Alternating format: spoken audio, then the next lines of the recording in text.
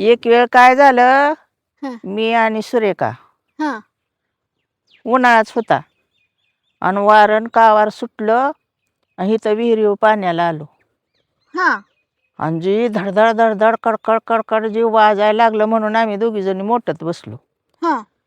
आपली कोंबड्या कोंडायची मोठी तर इन्नाव झाकाय आणलेली आणि लय वारण कावार सुटलं म्हणून मोठत बसलो आम्ही. हां. मोठत बसलो, ते तालीव एक आंबा होता मोठा, ते हां. असा गदा गदा गदा हलायला लागला. एवढं वारं सुटलं होतं? लय वारण कावार उलटण सुलट सुटलं होतं. हां.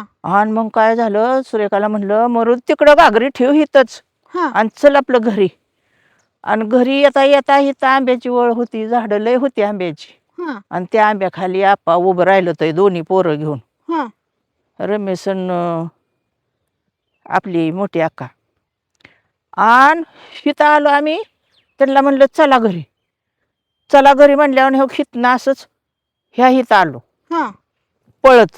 हे दालपाडत सडा सडा सडा सडा चोपली पावसानं आणि कावरानं. हां.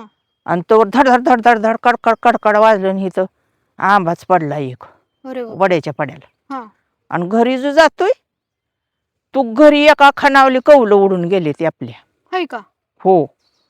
आणि कशाचं काय एवढं भीती वाटली का नाही, लय बेकार झालं. आणि वड्याला बी लगेच पाणी पूर आला? पुरा आला. वड्यातनं परत खालतं सुद्धा जायला येत नव्हतं. आता हायवे तसला पाऊस